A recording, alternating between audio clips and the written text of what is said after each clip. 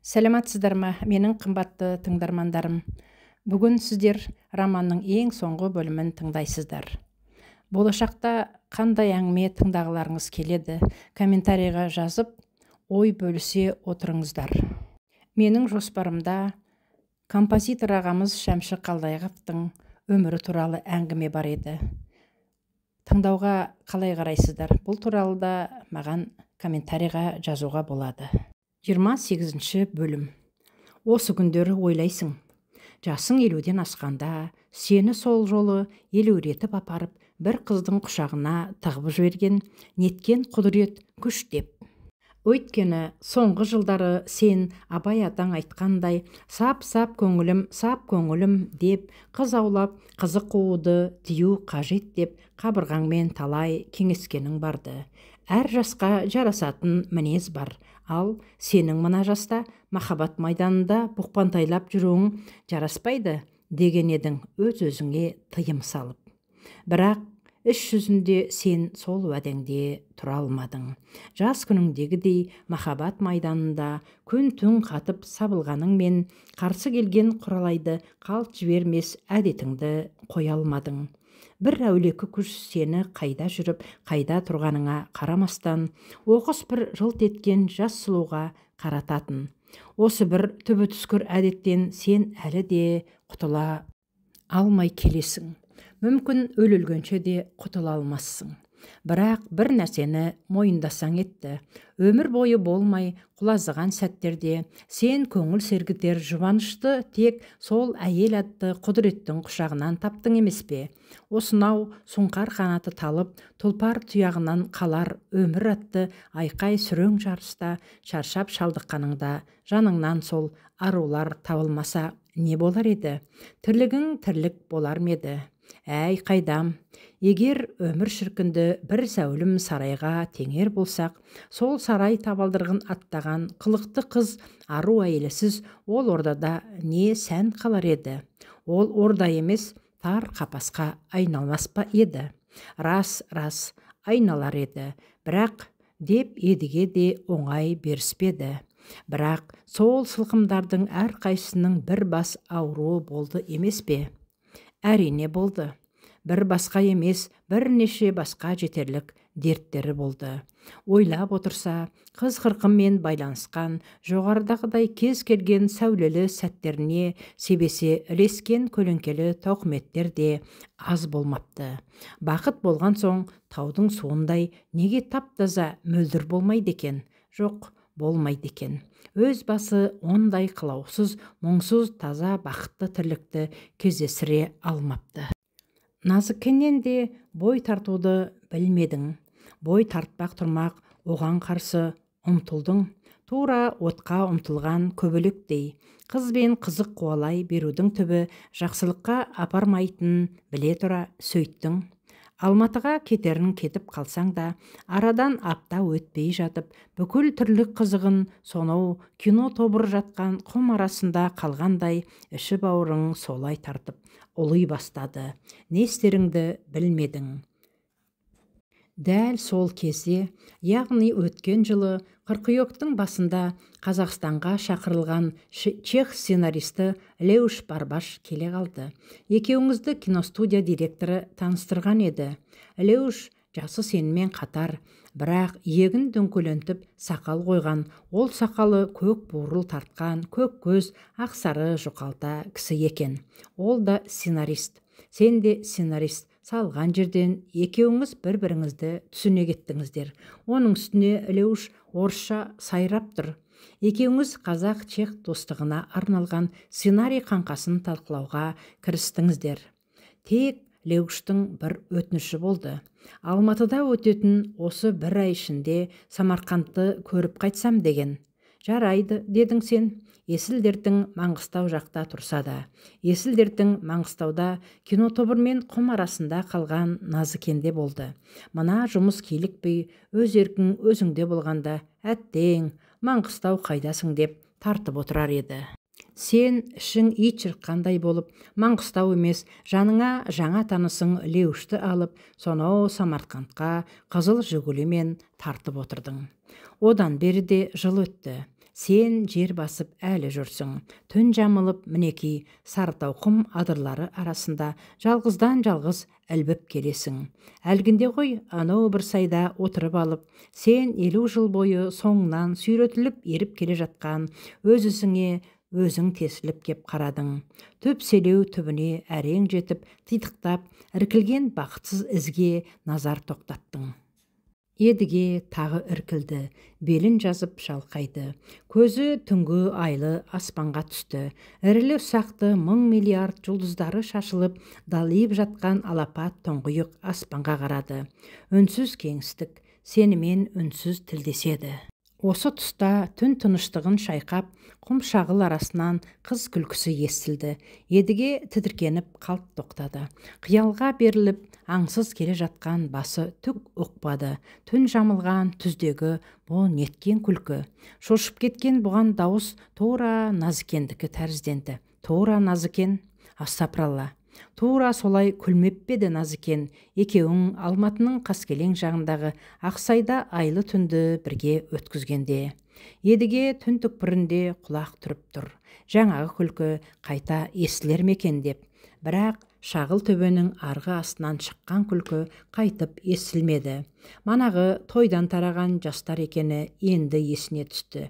Әлгі күлкі той үстінде Едігенің көзі түскен кекілді қыз болмасына кім кепіл? Сәл тұрып, түстік аспан төріне барып қалған ай астына қарай тағы қозғалды. Қиял жарықтық жүйткіп, өткен жылғы Ақсайдағы түнге барып кірді. Сол күні дәл бүгінгідей дөңгеленген күміс табақ айды шың өркешіне қондырған жарықтық алатау қол созым жерде нардай шөгіп жаттау. Едігенің жалғыз қоңыртөбел киіз үйі аңғардың таудан шығар аузына тігілген еді. Осы сайда жалғыз үй тігіп, 3 жаз қатарынан отырып, Едіге 32 жылды аяқтаған. Маңғыстаудан қайтқан Назыкенді Едіге кешкісін аэропорттан барып қарсы алды. Бір ыңғайсыз болған нәрсе, түсте Назыкен Шевченкодан телефон шалды. Телефонды әйелі көтерді. Қабағында кенет кірбің байқалып, «Саған», деді селқос. Едіге телефон құлақшасын көтерді. «Ағай», деген Назыкеннің нәзік үні естілді. Самарқандтан қайтқалы бергі күткені осы дауыс, осы үн емес пе еді? «Я, қалдарыңыз қалай?» дегендей жалпылама сұрақ қойды Едіге. Назыкен бүгін ұшып келетінін, рейсінің нөмірін айтты. «Қалай үлгірдіңдер ме түсіріп?» деп бұл фильмнің жағдайын сұраған болды. Бұл сұрақ телефонмен болып жатқан әңгімені естіп, ас үйде күйбеңдеп жүрген Маусымжанды тыныштандыруға бағышталған еді. «Ол кім?» деп күңк етті Маусымжан бұл телефон құлақшасын орнына қояр қоймастан. Жайша, киногруппа Алматыға қайтатын бопты», дей салды Едіге. Маусымжан бұған көз қиығы мен осқырына қарады. «Өтірігің бар болсын», дегендей. «Кешке таман сен қызыл жигуліңе отырдың да Ақсайға кеттің. Бірақ іс жүзінде үйден шыға салысымен аэропортқа тартқан едің». Аэропорттан Назыкенді тосып алып, жолшыбай кездескен бір дүкеннен тіске басатын керек жарақтарды түгендеп алдың да Алматының батыс жақ тау етегіне қарай тарттың. 3 жаз ұдайы үй тігіп отырған осынау тау шатқалына бауыр басып кеткен едің. Киіз үйдің тура іргесінен құлдыраңдап бұлақ ағады. Төмен жақта әудем жерден саяжайлар басталады. Ал сенің киіз үйің тура аңғардың тауға кіре беріс өзегінде томпиып жалғыз тұрады. Бұның тау жағы әзірше ешкім қоныс теппеген елсіз тау аңғары. О жақтан кеш сайын аңқып тау самалы еседі, және түні бойы гулеп тұрады. Білген жанға күндізгі ыстықтан кейін таудың кешкі қоңыр самалы дүниенің рахаты. Күні бойы ала қағазға үңіліп шаршаған сен сол самалға жападан жалғыз қарсы жүріп, таудың жақын бөктеріне көтерілер едің. Тау жотасына тұрып, батып бара жатқан күннің қырмызы жалқыны жағалдаған сонау көз ұшындағы кешкі кең жазыққа назар қыдыртар едің. Жападан жалғыз ойға шомып, сағаттар бойы тыныстап отырар едің. Ал тау аңғарындағы бұл жалғыз үйге қонақ келген күні тіршілік мүлдем өзгерер еді. Назыкен келген күні де солай болды. Сенің тау қырқасына көтеріліп, батқан күнге қарап отыруға мұршаң келмеді. Айға жуық сарыла күткен Назыкенді енді сен қоңырқай үйіңнің қай жеріне отырғызарыңды білмей састың. Бұтында тар көк джинсы бар, ақ кофталы, құлын мүсінді қыз келіп табалдырықтан еңкейіп аттағанда, әншейінде қоңырайып тұратын дүние мүліксіз үй іші оқыс күлімдеп қоя берді. Ішке кірген қыз қонағыңды сен есік алдында тұрып, тартыншақтағанына қарамастан қармап бауырыңа бастың. Екеуің сол күйде ұзақ жабысып, үнсіз құшақтасып тұрдыңыздар. Содан кейін сен елпен қағып, төрге көрпеше жайдың. Назыкенді сол көрпеше үстіне отырғыздың. Қыз қонағың төңірекке алалы үлкен көзін төңкере қарап, күліп қойып отырды. Ол сенің бұрынғы әңгімелеріңнен бұл үйді осынау елсіз сайға неге тіккеніңнен хабардар еді. Газға чай қойдың. Жерге жайылған шағын дастарқан басында екеуің не айтып не қойғаның толық есінде жоқ. Есіңде қалғаны, сен не айтсаң да жұлындай жас қыздың мәз болып бет ұшына қызылы теуіп күле бергені.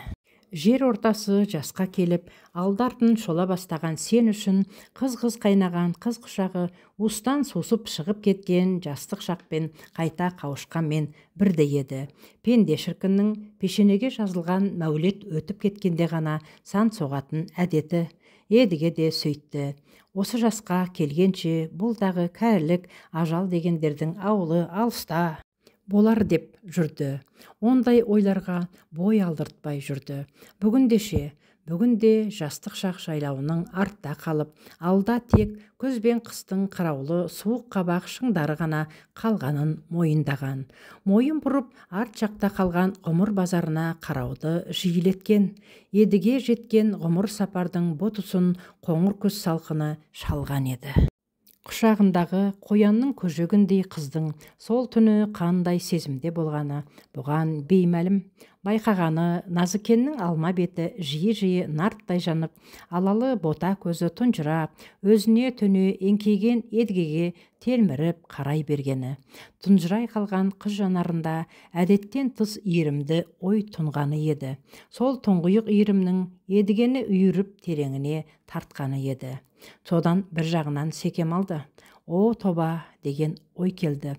Бұл не? Шынымен Назыкеннің мұны жақсы көріп қалғаны ма? Әкесіндей шалды үрімталдай жас қыздың шындап жақсы көріп қалуы мүмкін бе? Едігенің түрі болса мынау, орта бойлы, қоңқақ мұрынды, шикіл сәрі мұжық. Шашы түсіп қалған, маңдайы медеу мұз айдындай жарқырайды. Мүмкін емес. Жас қыздың бұған деген сезімінің оянуы мүмкін емес. Оның үстіне шын сезім деген жарықтық бүгінде музейдегі экспонаттай таңсық емес пе? Бірақ сенің ой түбіңнен Назыкеннің өз өмірі туралы айтқан бір әңгімесі қалқып шыға берген еді. Назыкен тұңғыш махаббатымен қоштасарда ауыл жанындағы тік жартастан өзенге құлап өле жаздайды. Бұл сыр Назыкеннің сезім мәселесінде тым бір беткей болмысынан хабар бергенде еді. Назыкенмен содан кейінде кездескен сайын сен жоғарыдағы шын сезім туралы күдігіңнің шындыққа айналып кетуі мүмкін ау деп сескене берген едің. Назыкенмен кездескен сайын сен қыздың саған бой үйретіп іштей жақындай түскенін байқадың. Әйел адаммен бұлайша жақындықтың соңы жақсылыққа апармайтыны белгілі.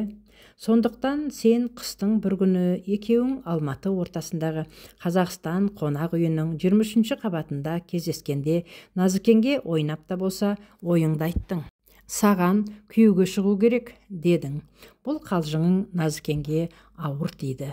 Ыстық демі дірілдеп, күрсін атып әрі қарай бұрылып жатты. Сен қыздың әппақ нәзік иығынан сипадың. Ол сенің қолыңды қағып тастады. Өзім білемін, маған не істеу керек екенін, деді бір кезде даусынан анық өкпе сызы байқалып.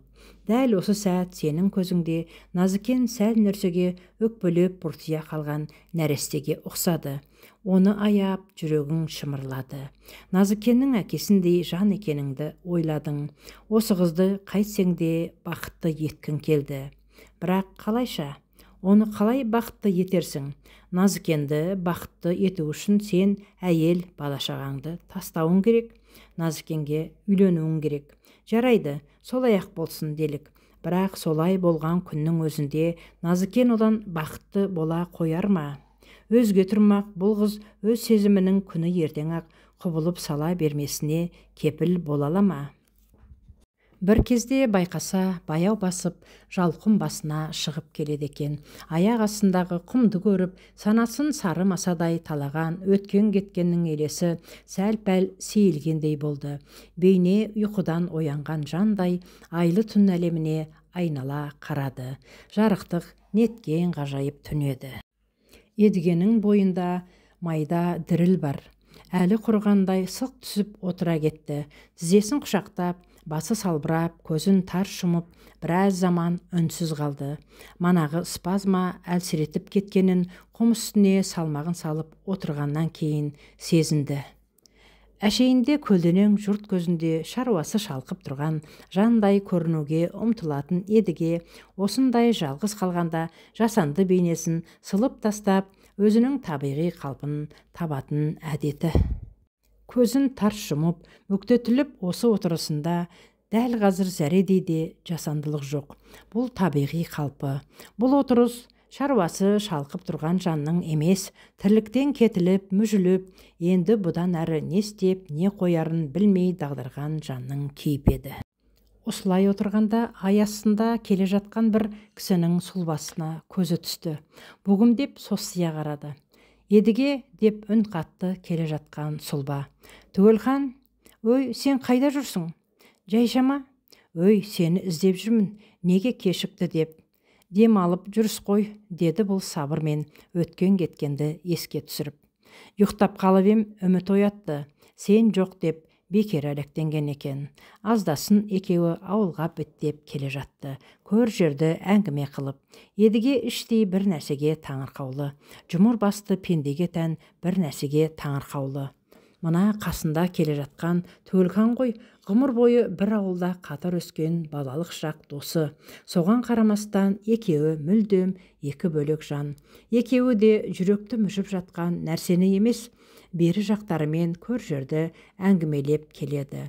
Бұл ойлайды, жалған намысты қойып, неге екеуі баяғы бала күндегідей шешіліп сырласпайды? Жүрек кірі айтса кетпей ме? Адамға дос деген сол үшін керек емес пе? Бірақ бұлар өйтір емес. Тіптен Едіге манағы жүректі бүрген спазма туралы да сыр ашқан жоқ. Оның кімге керегі бар деп ойлады. Сол тәрізді Түгелхан да бүгін сыр сандығын ашар емес. Кеше рас Түгелхан әйелімен ажырасу себебін біраз жыр қылды. Онда да Едіге сұрағаннан кейін шешілді. Бұл білетін Түгелхан болса, енді бұл тақырыпқа қайта айналып соқпайды. Ол тақырыпты енді Едіге де қозғамақ емес. Түгелханның жан жарасын тырнамас үшін. Сөйтіп ендігі жерде екі дос өз жарасын өздері жалауға бел буғандай. Тойдың аяғы төбелеске айналды, деді Түгелхан. Қозбағардың немересінің басы жарылып, Ақшеге алып кетті. Қай немересі? Аты есімде жоқ. Енді Едіге Қозбағар шал туралы ойлады. Соғыс жылдары жетім бала Едіге ждақай басқармадан таяқ жеген түн-ақ түйенің беліне отырып алып, үстір асып, сонау Қарақалпаққа тартып еді-ау. Сонда Қарақалпаққа барып, осы Қозбағарды паналаған. Қозбағар байғұстың өзі де сол жылдары Ақтөбедегі КГБ түрмесінен қашып шығып, Қарақалпақтағы нағашыларын паналап жүрген кез еді ғой.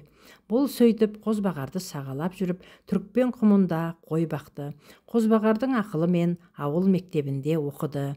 Қайран Қозбағар. Сөйтіп әке орнына әке болып еді-ау. Парыз. Адамдар алдында қанша өтелмеген парызы жатыр. Мойнында қанша адамның өтелмеген парызы кеткелі отыр. Ауылға таяды. Расында түн ортасы болған екен. Ауыл мимырт тыныштық құшағына еніп сұлқ жатыр. Тек аспан төріндегі дөңгелеген ай ғана ұйқысыз, алыстан жымыңдап құпия сыр шашқан сирек жұлдыздар ғана көз ілмеген. Басы жастыққа тигеннен кейін де ұйқы безгелдек маңына жолар болмады. Босорлыны сары масадай құжынаған ойға талатып қойып қашқақтайды ұйқы бәтшағар. Жатардың алдында әлгі үнемі қалтасында жүретін ұйықтататын дәрісін ішті. Ол да әсер етпеді. Ауладағы тақта төсекте жатыр, кірпік ілмей, жүзін далиған айлы аспанға беріп. Жанындағы Түгелхан жарықтық, мұрны шуылдап, әлде қашан ұйықтап кеткен. Әйтпесе ғой, шын ұйқысы бұзылатын адам осы Түгелхан емес пе? Шаңырағы ортасына түскеннен артық ер азаматта не қасірет болуы мүмкін. Қиналса қиналатын шығар.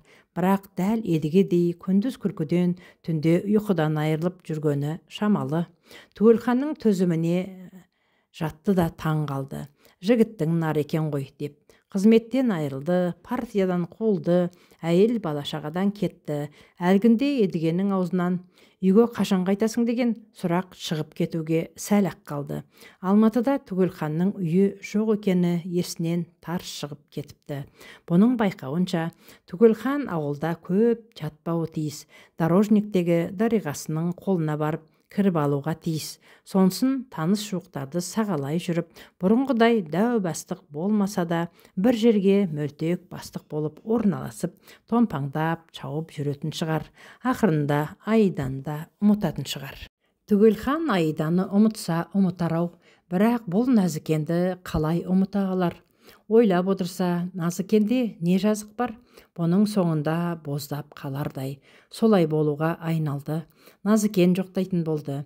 Ертең сен бұл дүниеден көшіп жатқаныңда, шынына келсек, Құдай қосқан қосағың, ұлы қызың болмаса, қалған жұрттан қабақ шыта қояр кім табылар дейсің. Сонда сені Назыкен жоқтар-ау.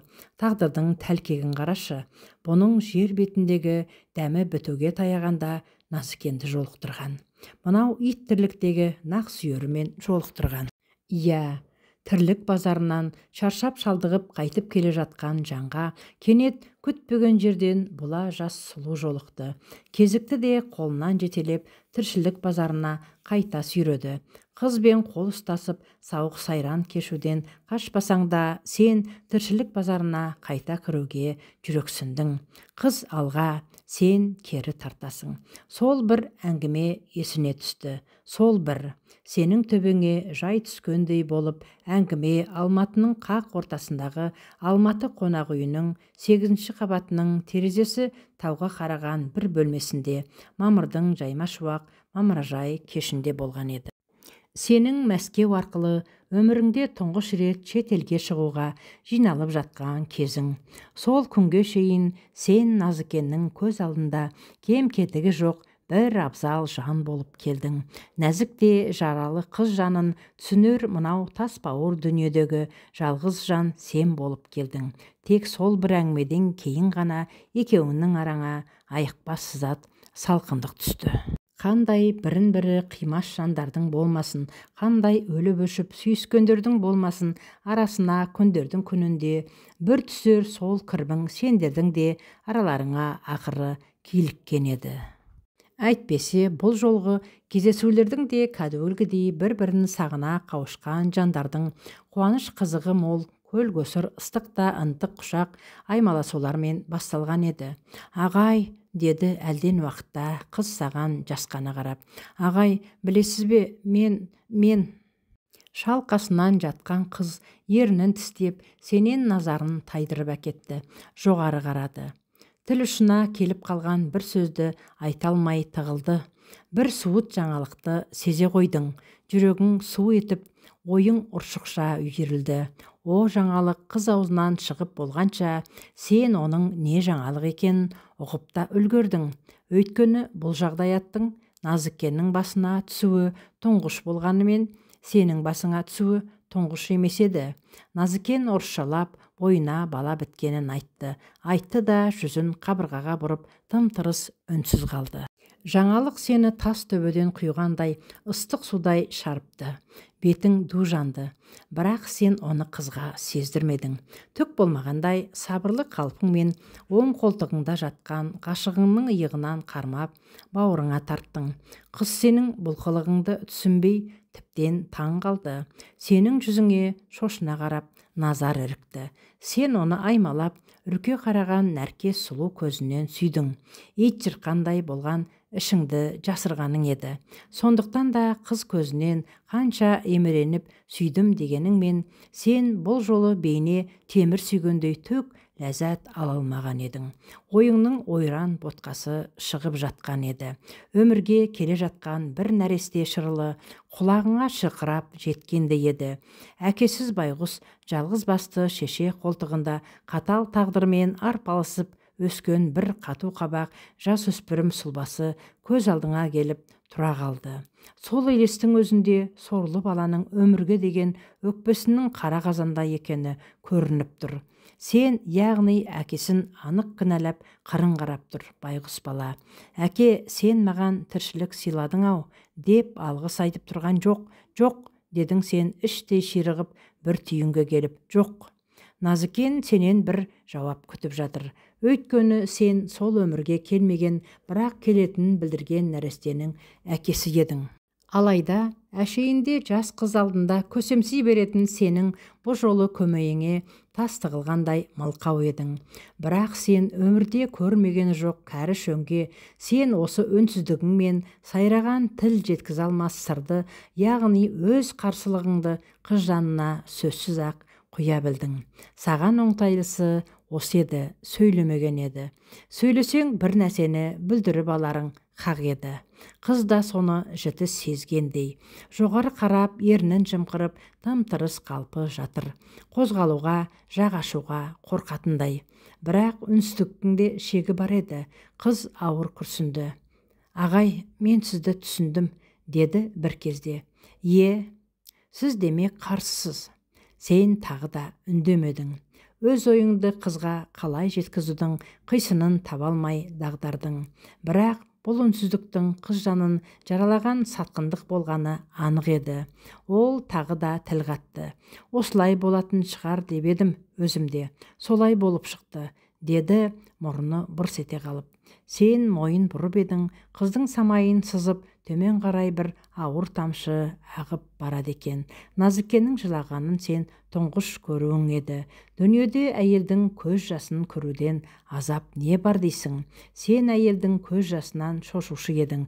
Мінеки, енді неден шошсаң соған тап болдың ақыры.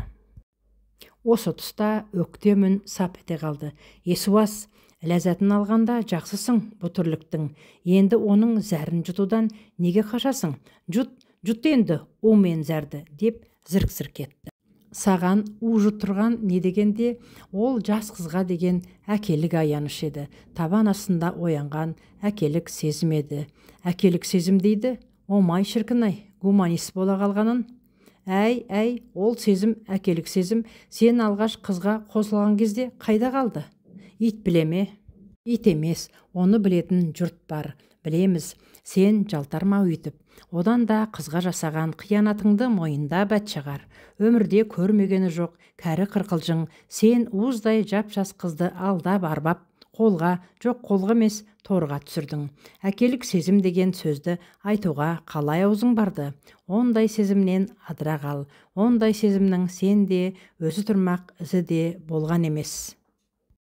Алғаш танысқан кезде осы бір қызға деген рас, менде әкелік сезімнің болмағаны рас. Білмеймін, неге бұлай болғанын.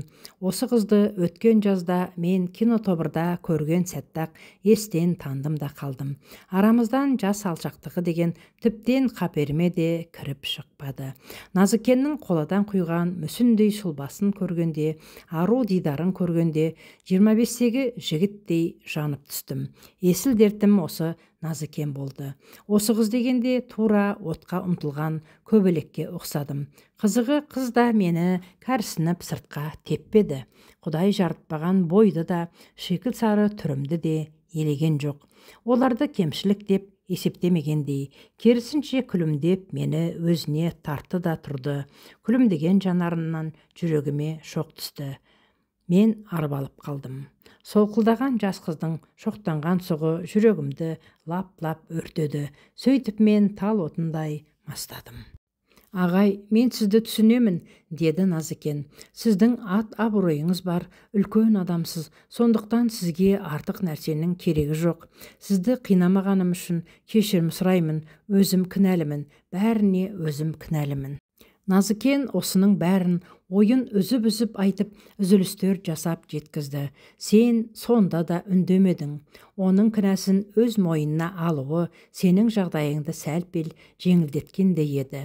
Қыздың сен айтуға тиіс сөзді өзі айтып жатқаны сенің иығыңдағы жүкті біртіндеп түсіре бастағанмен бірдей еді. Неге үндемейсіз, ағай? Не деймін? Бөлме ішінде тағы да тыныштық орнады.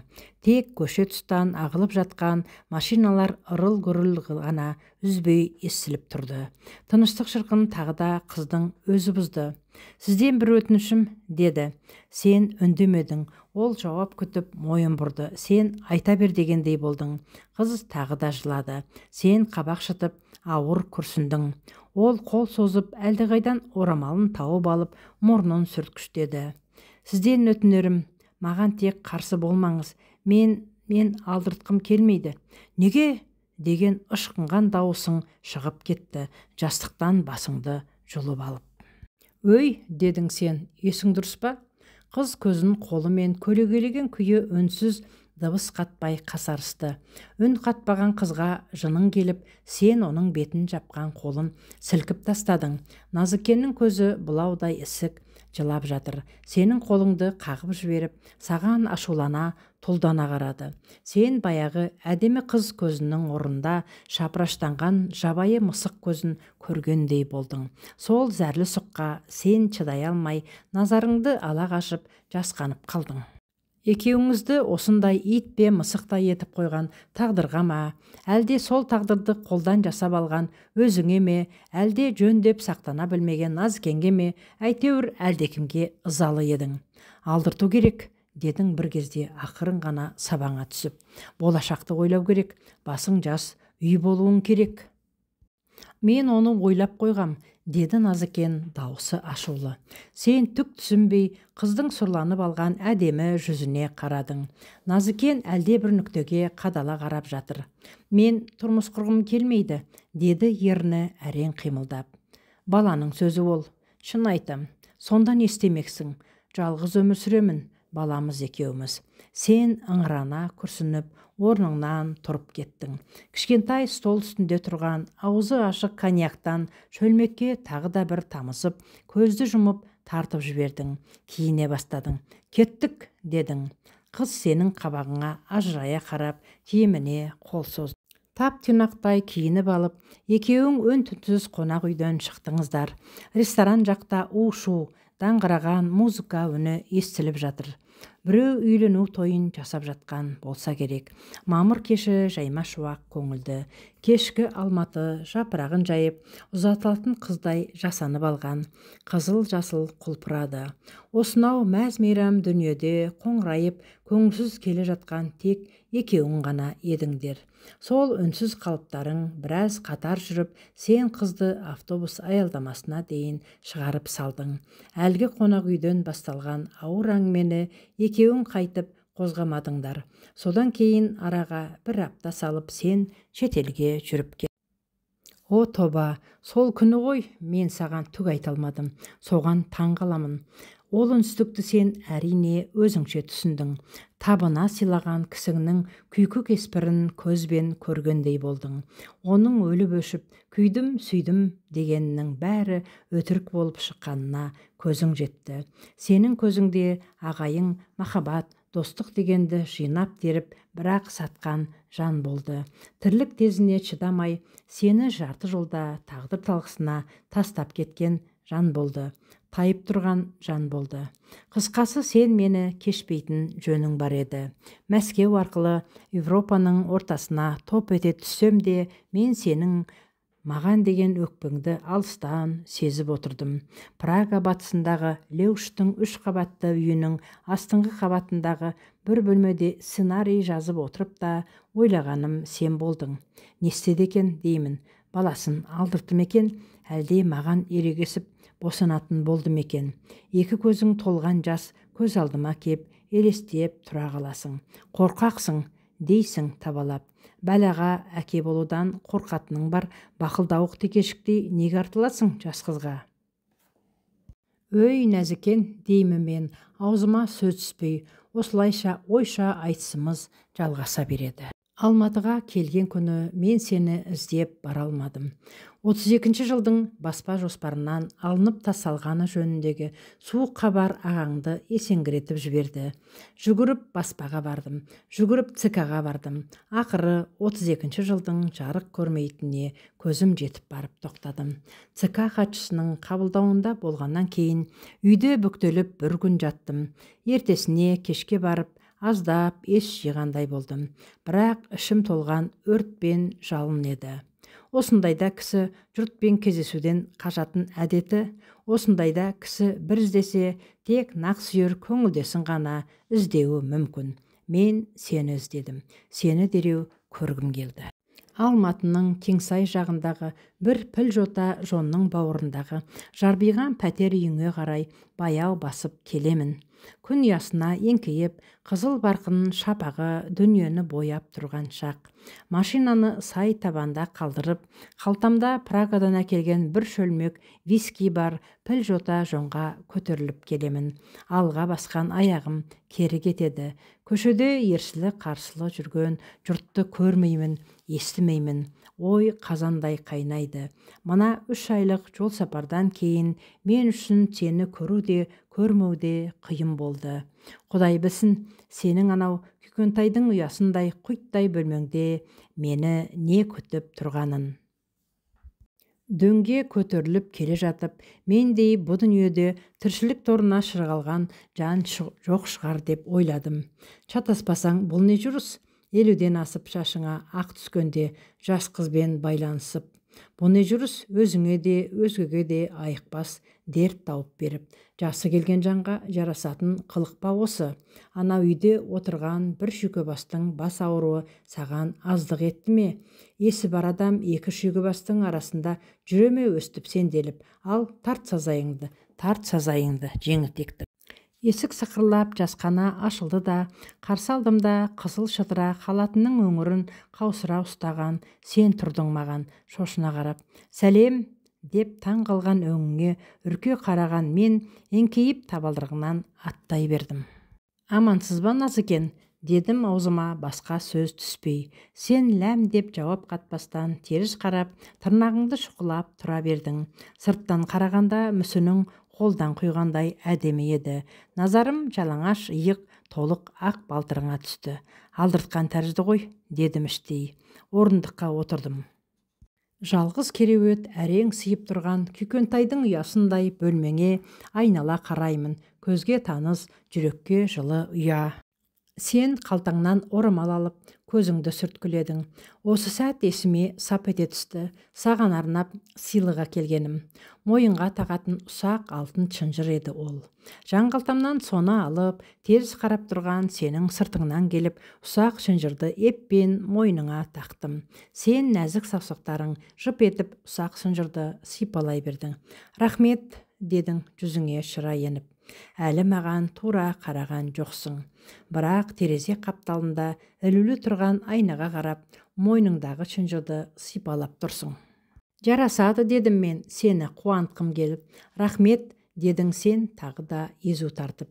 Әлгінде ғана жылып тұрған сен енді айнаға қарап, көзіңнің төңірегін сүртіп, опалап жатырсың. Шашыңды реттей бастадың.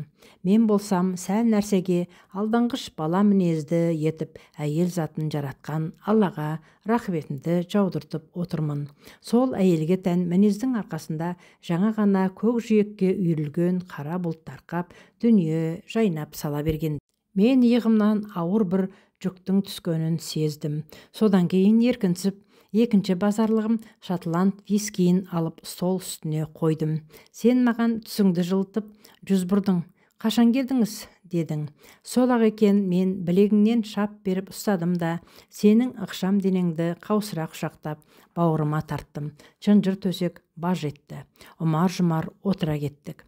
Мен сені тас қылып құшақтап, бауырыма қыстым. Сен бұл жолы кеудемнен итермедің. Кешір, дедім, бүлкілдеген тамағыңнан ескеп. Қашан жасаттың? 2,5 ай болды. Кешір, кешір. Сен тағы да үнсіз мұңая қалдың. Соны көрген мен тағы да жерге қарадым. Аздасын сен тіл қаттың. Ер бала екен, дедің. Менің бетім тағы да ду етті, шапалақпен ұрғандай. Ауыр күрсіндім. Сені құшақтаған қолым өзінен өзі жазылып кетті. Сен де орнынан тұрдың. Үнсіз теріс қарап жүріп, шай дайындауға кірістің. Әнсіз жүріп, үстел үстіне дастархан жайдың. Ойымыз осы сәт сөз болып сыртқа шықпаса да, бір-бірімізге ап-анық естіліп тұрғандай. Ол ой біз өлтірдік деген ой еді. Менің жаным қыдырып, өзекті өртеген бір оттың үстіне тезірек ащы су құйғым келді. Қолым өзінен өзі созылып, вискидің жез қалпағына жармасты. Бұрап жұлып алдым. Сен үстел үстіне 2 мөлтек қырлы стақан қойдың. Мен құйдым. Шайдың қайнауын күтпестен бір мөлтек стақанды көтеріп салдым. Әлгі ішті өртеген өрт ашуын мына кеңірдектен өткен у ашуы сәл-пәл сөндіргендей болды. Мен шайдың қайнауына төзімім жетпей тағы бір стақанды төңкердім. Бейне осы да әкемнің құны қалғандай. Бұндай қылықты өмірде бірінші рет істеп отырғанымды әрине сен білмеуің де мүмкін. Сондықтан маған ажырайып үрке қарадың. Мен қарананнан ауызға бұрап тығып жатырмын. Сен құйған шайдан бір толы кесе ішкенше жүзімді жерден көтермедім.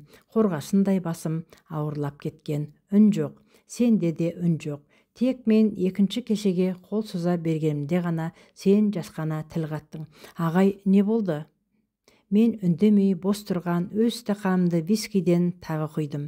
Кешір, Назыкен. Осыны айттым да тағы да стақанға қол создым. Қанша күн болды келгеніңізге, аға? 5-ші күн. Сен маған таңырқай қарадың. Содан бері келмегеніңіз бе? Деп тұр еді көз қарасың.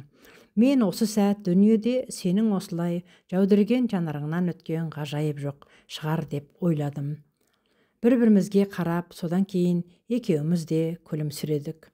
Мына Күйгентайдың ұясындай кішкене бөлме іші осы сәт нұрға толып, жер бетіндегі бейіске айналғандай еді.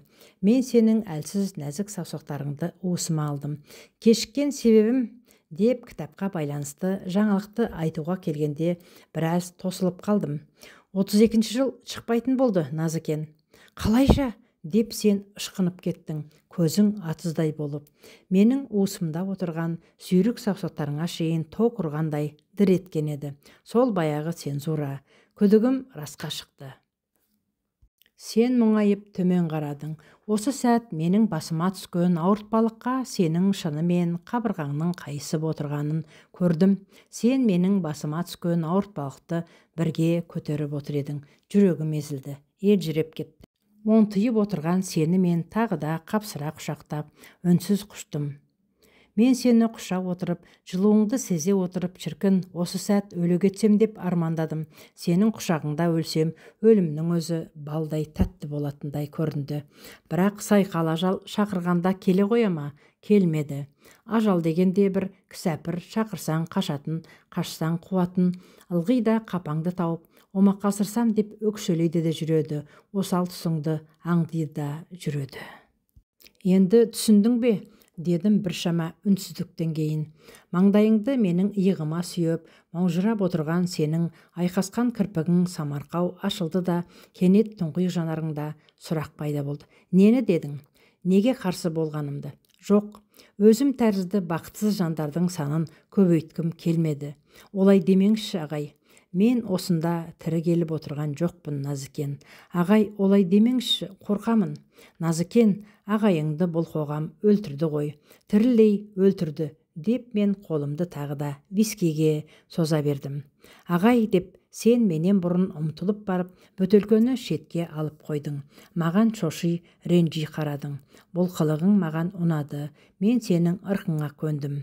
Мен жерге қарап, сен маған қарап, тағы да біраз отырдық. Бұл қоғам сені тек рухани ғана өлтіріп қоймады. Еңсеңді көтертпеудің мың тәсілдерін қолданады. Прагада мен Леуштың үйінде жаттым. Үй емес, 3 қабатты сарай дерсің. Әкемнен қалған мұра дейді, соғысқа дейін салған. Леуштың өзі тұрмақ, оның ұрпағына жететін байлық. Мен болсам, бүкіл үй үйелмені мен осы жасқа шейін 3 бөлмелі үйден шыға алмай келемін. Оның өзі өз атымда емес, мемлекеттің атында. Ертең өмірге шыр етіп келген нәресте өзі жетім болса, қандай күй кешпек? Ең азы жерге шыр етіп түскенде басында баспанасы жоқ болса, о байғұстың қалған тірлігі не болмақ? Соны өз көзіммен көріп отырып, мен қалай жер басып жүре алмақпын? Сен үндей алмадың. Мен өз ойымды өзім жалғай түстім. Бұл ит тірліктің ырың-жырыңы тек жалғыз ғана сол ма екен? Бірақ сол күні мен саған өз ойымды толық жеткізе алмадым. Ұйқыдан мүлдем құлан таза сазарып алғамын. Тағы да киініп, орнымнан тұрып кеттім. Көк жиекті буып, буалдырланып тұрған тұтас алабұртқан шағырмақ шалынады. Күн көзінде жұқа, қырмызы, торғын кіреуке бар. Ауыл алдындағы сары жазықты бойлап, әр тұста шүйкөленіп, ызғу шаң жүгіреді. Кейбір тұстарда ағарып, бұрқ-бұрқ етеді. Ауыл ортасындағы жалғыз көшені бойлап, тұяқтары сыртылдап, сиырлар барады. Желдеткен көшеде қараң-құраң біреулер жүр. Кешегі той өткен алып бос шатырға көзі түсіп еді. Брезенттері бірнеше жерінен шешіліп, жалпылдап, далпылдап тұр. Көше бойлап жыртылып, ақ кептер қағаздар ұшады. Осының бәрі бір таяп келе жатқан аласапыран айқан желдің екпінін сезді. Әншейінде болса, мына күн бұлқан талқаны шығып, бұзылмай тұрғанда, есің барда еріңді тап деп, машинасына Алматы қайдасың деп тайып тұрар еді. Бірақ мен дәл қазір күн бұзылмақ тұрмақ, аспан айналып жерге түссе де Алматыға қайтар түрім жоқ. Солай қарай беттегім келмейді. Алматы қайда кетер дейсің? Барармында деп ауылдан жырылып шығып, ен даланы бетке алып келемін. Бағытым ауыл алдындағы шаңыта бастаған кең алап. Осы келе жатқан қалпымда кеудемде жан жоқтай, сол жанның болмағаны қандай жақсы деймін бір есептен. Болса сыздар еді ғой, ауырар еді ғой. Алматыға әзірше беттегімнің келмеуі де содан. Алматыға барсам, әйел, бала-шаға, жақын жуық, достарым, жолдастарымды көремін. Олар менің соңғы жылдары көз майымды тауысып жазған кітабымның жолы кесілгенін, 5-10 жылғы еңбегімнің еш болғанын естіп біліп отыр. Соны әңгіме қылып, есіркеп, мүсіркемек. Бейшара болған жазушы едіге бұлышұлын сөйтіп аямақ, мүсіркемек. Бұның басына түскен ауыртпашылық соған лайық екені де рас.